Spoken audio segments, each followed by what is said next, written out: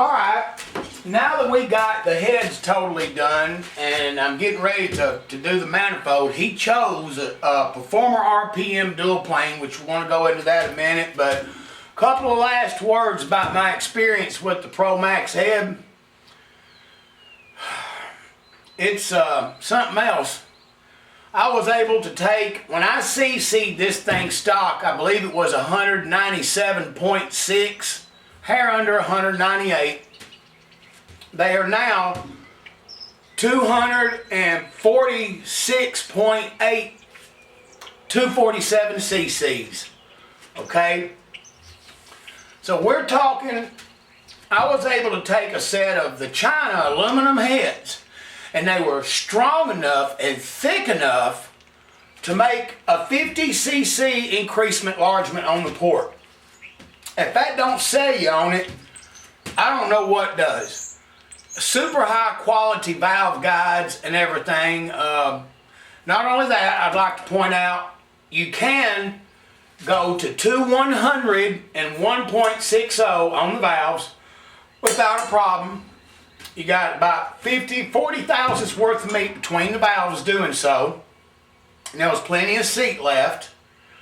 Now, let's talk about numbers.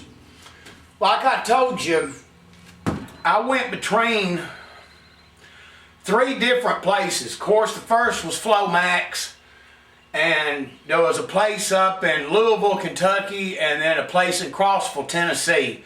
I wanted to get an average of all of them. And when I did the average of all 3, which I'm going to show the paperwork on it, the average on it came out around about 317 CFM at 28 inches.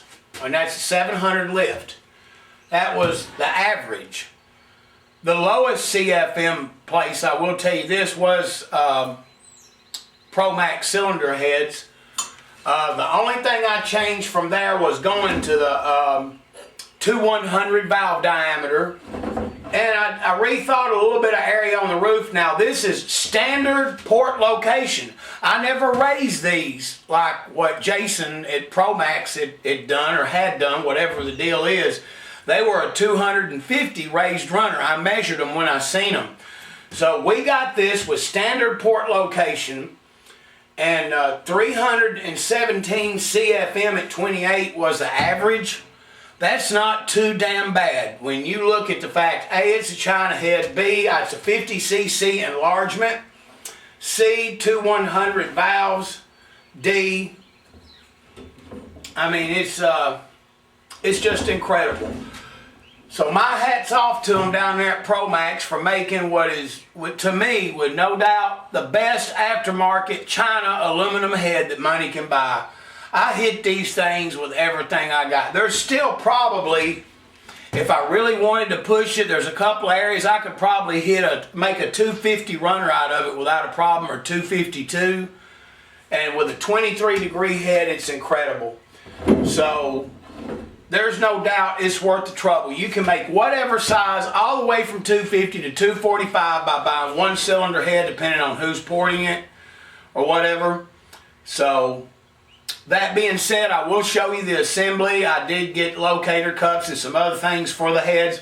And what we're fixing to do right now is we're fixing to take, remember the entrance is 1206. We're going to use the Brzezinski plate, and we're going to put this 1206 on a Performer RPM.